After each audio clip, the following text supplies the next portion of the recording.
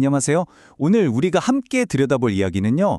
역사상 가장 혼란스럽고 엉망진창처럼 보였던 바로 그 순간에 어떻게 가장 완벽한 계획이 숨어 있었는지에 대한 이야기, 바로 십자가의 역설입니다. 혹시 요즘 그런 생각 해본 적 없으세요? 아, 내 인생은 왜 이렇게 꼬이고 엉망진창일까?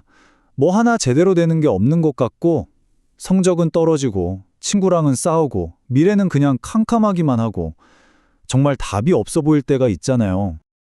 근데 정말 놀랍게도요, 지금 우리가 느끼는 이 답답하고 혼란스러운 감정이 2000년 전 십자가가 세워졌던 그 아수라장났던 현장과 아주 깊이 연결되어 있다는 겁니다. 우리가 보통 십자가 하면 떠오르는 이미지가 있잖아요. 뭔가 아주 거룩하고 경건하고 고요한 그런 장면. 하지만요, 실제 그날의 현실은 그야말로 악당들의 총집합 같은 곳이었어요.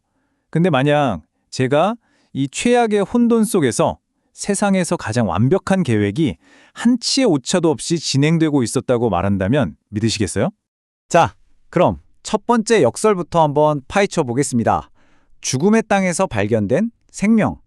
어떻게 가장 절망적인 죽음의 장소에서 가장 위대한 생명이 시작될 수 있었을까요? 그 비밀은 바로 골고다라는 그 장소 자체에 숨어 있습니다. 골고다. 이게 히브리어로 해골이라는 뜻이거든요. 이름만 들어도 벌써 으스스하죠? 근데 실제로는 그 이름보다 훨씬 더 끔찍한 곳이었습니다. 공식적으로는 사형 집행터였지만 사실상 도시의 온갖 쓰레기란 쓰레기는 다 갖다 버리는 그런 곳이었어요. 그러니까 그곳은요, 어떤 영웅의 마지막을 장식할 웅장한 무대 같은 곳이 절대 아니었어요. 상상할 수 있는 가장 더럽고 황량하고 죽음의 기운으로 가득 찬 곳, 레드카펫은커녕 핏물이 고인 진흙탕길이었던 거죠. 바로 이 지점에서 하나님의 기가 막힌 계획이 드러납니다.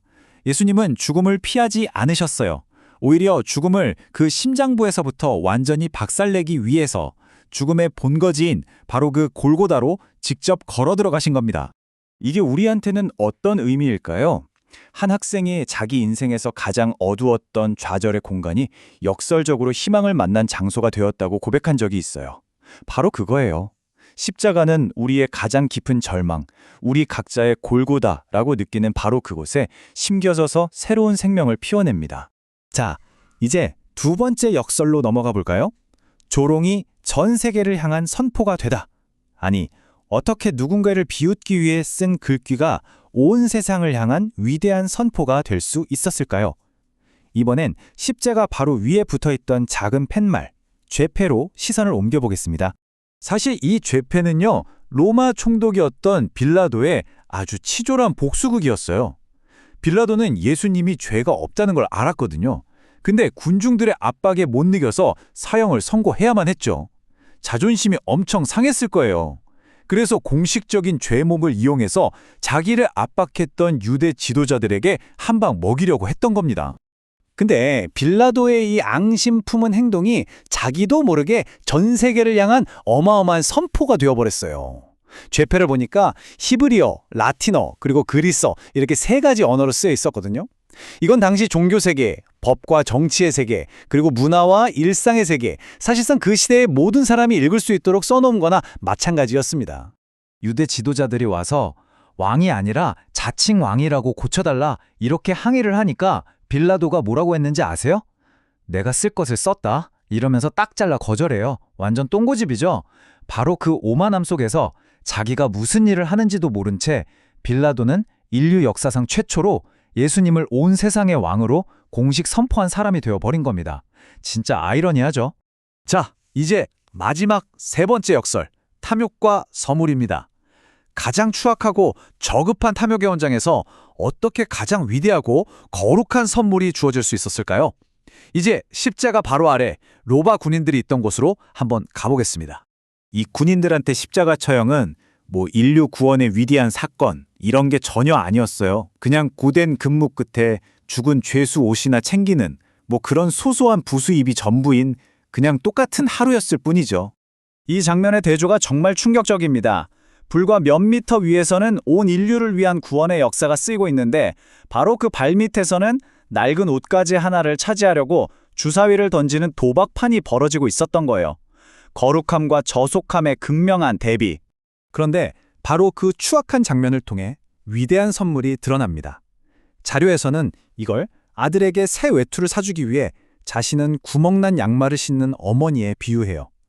예수님은 우리의 죄로 인한 모든 수치심을 대신 짊어지시기 위해 자신의 모든 것을 다 빼앗기신 겁니다. 그리고 우리에게 은혜라는 새로운 옷을 입혀주셨죠.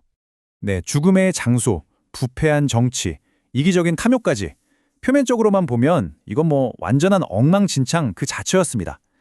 하지만 이 모든 혼란스러운 조각들을 하나로 엮는 보이지 않는 손이 있었습니다.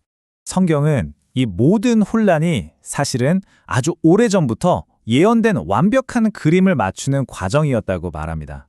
예를 들어 군인들이 옷을 두고 제비를 뽑는 그 행동조차 1000년도 더 전에 시편에 그들이 내 옷을 나누며 속옷을 놓고 제비를 뽑나이다 라고 기록된 예언을 정확하게 성취하고 있었던 거죠.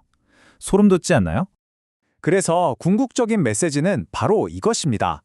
하나님은 그분을 대적하는 사람들의 악한 행동까지도 사용하셔서 당신의 선한 계획을 이루신다는 것.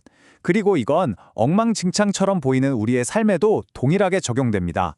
이 한 문장이 오늘 이야기의 모든 역설을 압축하는 것 같습니다. 하나님은 당신을 대적하는 자들의 손까지 비틀어서 마침내 하나님의 뜻을 이루신다. 인간의 실패와 악의가 결국에는 하나님의 승리를 위한 도구가 되어버린 거죠. 그래서 마지막 질문은 이제 우리 자신에게로 돌아옵니다. 지금 내 인생의 운전대 누가 잡고 있습니까? 엉망진창처럼 보이는 내 삶의 조각들 속에서도 이 모든 걸 사용해서 완벽한 걸작을 만들고 계시는 그 보이지 않는 손을 한번 신뢰해 보시겠어요?